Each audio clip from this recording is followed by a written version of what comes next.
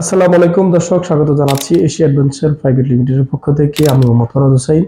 আজকে আপনাদের সাথে আমরা যে বিষয়টা নিয়ে হাজির হয়েছি সেটি হচ্ছে পাকিস্তানের ভিসা সার্ভিস। অর্থাৎ ভিসা সার্ভিসের জন্য আমাদের কাছে এসেছেন যিনি নাইম ভাই, কুমিল্লা থেকে। আর উনি আমাদেরকে দেখেছেন হচ্ছে ইউটিউবের মাধ্যমে, দেখে আমাদের কাছ থেকে সার্ভিসটুকু নিয়েছেন। আমরা তারই আপডেট আপনাদের সামনে তুলে ধরার চেষ্টা করব। পাশাপাশি হচ্ছে উনি এম্বাসিতে যাওয়ার পর এম্বাসি কি ধরনের কোশ্চেন করে থাকে এবং এইখানে কি ধরনের জটিলতা থাকতে পারে, এই বিষয় নিয়ে ওনার মুখ থেকে শোনার চেষ্টা করবো, যেহেতু উনি সরাসরি অ্যাম্বাসেডরের সাথে কথা বলে এসেছেন এবং সেই কথা বলেই কিন্তু ভিসাটা উনি পেয়েছেন। তো আমরা চলে যাব আমাদের সাথে যিনি গেস্ট হিসেবে আছেন নাইম ভাইয়ের কাছে।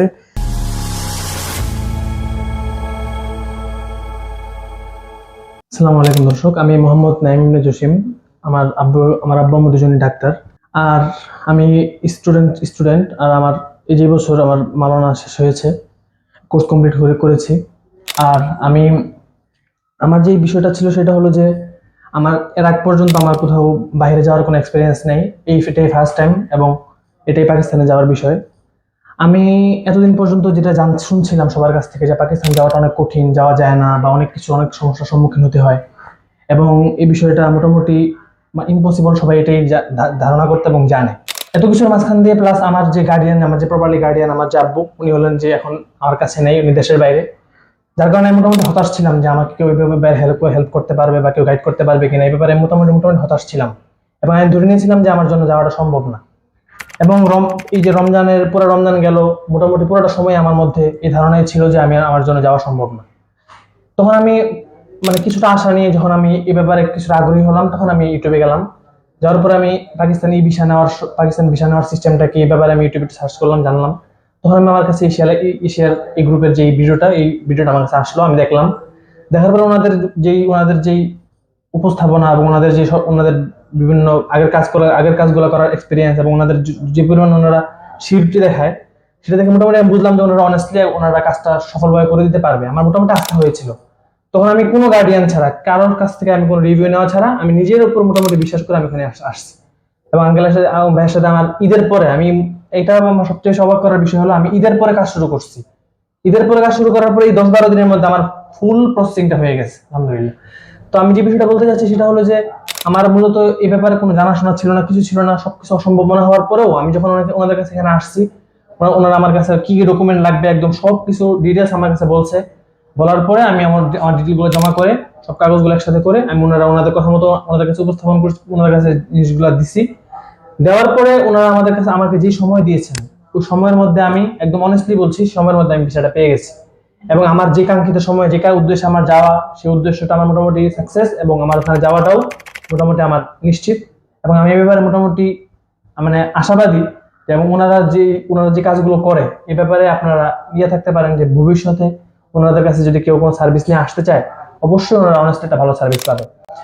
আর এম্বাসিতে যাওয়ার পর ওনারা যে ধরনের প্রশ্নগুলো করেন, সেই প্রশ্নের ব্যাপারে আমি বলবো যে আসলে ওনারা আপনাকে জাজ করার জন্য, ওনারা আপনাকে মানসিকভাবে হয়রান করার জন্য ডাকেন না।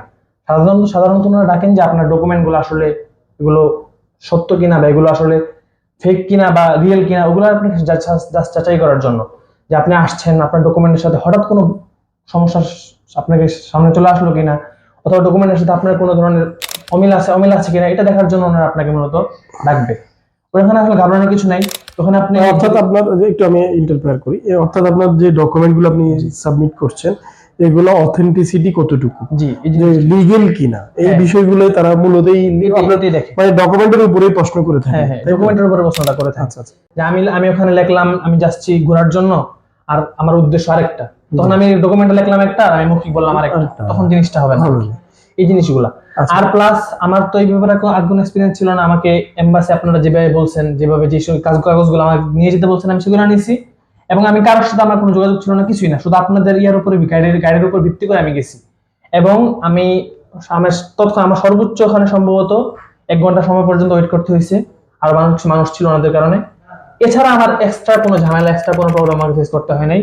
সাথে সাথে আমার পাসপোর্ট দিয়ে দিয়েছে এবং ওনারা বলছে যে আপনার ভিসা কনফার্ম, আপনি 24 ঘন্টার ভিসা পেয়ে যাবেন। আপনার ধরেন অনেকে ইউটিউব দেখে অনেকের বাস্তবতা বা ইউটিউবে যা দেখে তা মিল পায় না, এখানে এসে আপনি কি সার্ভিস এবং ইউটিউবের বাস্তবতার সাথে মোটামুটি মিল খুঁজে পেয়েছেন কিনা? অবশ্যই। আসলে আমরা তো এটা জানি যে ভার্চুয়াল জগতের সাথে বর্তমান বাস্তব জগতের অনেকটা অমিল থাকে। এটা মানে অনেক, এই জন্য মানুষ ইউটিউবে সমস্ত ভিডিওর উপর অনেক মানে অনেকটা আস্থাহীন থাকে। এই যে আর পাশাপাশি আমি যখন এশিয়াতে আসার মানে একটা প্ল্যান করছিলাম, তখন আমার ফ্যামিলি আমাকে বলছে যে এটা কতটুকু রিয়েল বা কতটুকু কি। আমি বললাম যে না, আমি এখনো তো যাই নাই, আমি এখানে ফার্স্ট গিয়ে দেখি। আমি আসলাম ওনাদের সাথে, প্রথম প্রথম দিন স্যার ছিল না, আরেকজনের সাথে আমি কথাবার্তা বললাম, সাকিব ভাইয়ের সাথে কথাবার্তা বলার পর উনি আমাকে যেভাবে আমাকে যে ডকুমেন্টগুলো আনতে বলেছিলেন সেই ডকুমেন্টগুলোর সাথে ভিডিওর মিল ছিল, এবং সবগুলো জিনিসগুলো নিয়ে আসলাম। নিয়ে ওনাদের কাছে আমি মোটামুটি ওনাদের উপর আস্থাশীল হয়েছিল, এবং ওনাদের মোটামুটি প্রতিষ্ঠানের দেখলাম যে মানে প্রতিষ্ঠানের অন্যান্য কর্মকর্তারা নিয়মিত সার্ভিস দিচ্ছে এবং সবাই মোটামুটি ব্যস্ত। তো মোটামুটি দেখে আমার মোটামুটি একটা আস্থা হয়েছিল। এরপর আমি যখন আমি আস্তে ধীরে কাজ করছিলাম, কাজের প্রত্যেকটা স্টেপে আমার বিশ্বাস, আস্থাটা অনেকটা বাড়ছিল, এবং মোটামুটি মনে হচ্ছিল যে না, আমি একটা ভালো জায়গায় কাজটা করাচ্ছি এবং সেটা মোটামুটি ইনশাআল্লাহ সাকসেস হবে। এবং যথাসময়ে আমি দেখছি যে না, ওনারা অনেস্টলি কাজটা করে দিয়েছেন, এবং আমি আলহামদুলিল্লাহ যথেষ্ট খুশি যে ওনারা আমার কাজটা সফলভাবে সময়মতো করে দিয়েছেন। যদি কোনো দর্শক আমাদের কাছে আসতে চায় বা কোনো সার্ভিসের জন্য প্রয়োজন হয়, তাহলে যদি দর্শকের উদ্দেশ্যে কিছু বলার থাকে একটু বলবেন। আমি দর্শকদের উদ্দেশ্যে একটা কথাই বলবো যে আসলে আমি যেহেতু জিনিসটা সরাসরি করেছি এবং আপনাদেরকে আমি বললাম যে খুব অল্প সময়ের মধ্যে, যেটা মোটামুটি অসম্ভবের মতো ছিল, সেই অসম্ভব প্রায় কাজটা ওনারা অল্প সময়ের মধ্যে আমাকে করে দিয়েছেন। সেজন্য আমি আমার পক্ষ থেকে যদি আপনাদেরকে সাজেস্ট করতে চাই, তাহলে ফার্স্ট এশিয়ান এই যে ট্যুর অ্যান্ড ট্রাভেলস এর এই গ্রুপটাকে আমি আপনাদেরকে সাজেস্ট করব। এবং আমি আপনাদের কাছে এটা আশা রাখবো যে আপনারা অবশ্যই এখানে এসে একবার হলেও আপনারা একটা কাজ করিয়ে দেখেন। যদি আপনাদের ভালো লাগে ইনশাআল্লাহ নেক্সট টাইম করবেন, এবং আপনাদের ফ্রেন্ড এবং আপনাদের যাদের রিলেটেড যাদের কাছে সবাইকে সাজেস্ট করতে পারেন। এবং আমি অনেস্টলি এটা বলবো যে মানে এই যে ফরহাদ ভাই উনি যে কাজগুলো করেছেন, এবং এই ব্যাপারে আমি মোটামুটি আশাবাদী যে ইনশাআল্লাহ নেক্সট টাইম উনি এরকম অনেস্টলির সাথে এবং সফলভাবে সবার কাজ করে দিতে পারবেন ইনশাআল্লাহ। ধন্যবাদ নাইম ভাই, আপনাকে অসংখ্য ধন্যবাদ আমাদেরকে মানে বিস্তারিতভাবে আপনার মানে এম্বাসি ফেস থেকে শুরু করে আমাদের সাথে কার্যক্রমের সকল বিষয় আপনি তুলে ধরার জন্য।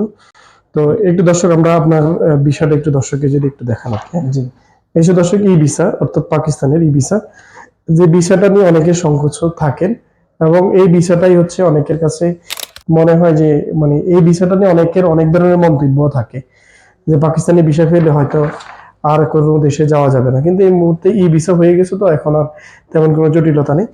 তো যাই হোক দর্শক, আমাদের আসলে সার্ভিসের ক্ষেত্রে বা আমরা যে সকল সার্ভিস প্রদান করে থাকি, শুধু পাকিস্তানি ভিসা না, আমরা টোটাল 45 থেকে 50টা দেশের ভিসা প্রসেস করে থাকি। Air ticket, hotel booking, package tour সকল কিছু মিলে কিন্তু আমাদের ওভার যতগুলো মেডিকেল ট্যুরিজম থেকে শুরু করে যত ধরনের সার্ভিস আছে, আমাদের কাছে কিন্তু আপনি সব ধরনের সার্ভিস পাবেন। তো যদি আমাদের ভিডিওটি ভালো লেগে থাকে অবশ্যই শেয়ার করে দেওয়ার চেষ্টা করবেন। পাশাপাশি হচ্ছে যদি আমাদের চ্যানেলে আপনি নিয়মিত দর্শক হয়ে থাকেন অবশ্যই আপনাকে ধন্যবাদ, আর যদি নিয়মিত দর্শক না হয়ে থাকেন তাহলে সাবস্ক্রাইব করে রাখবেন। তো আজ এই পর্যন্ত, ভালো থাকবেন, সুস্থ থাকবেন, আল্লাহ হাফেজ, আসসালামু আলাইকুম।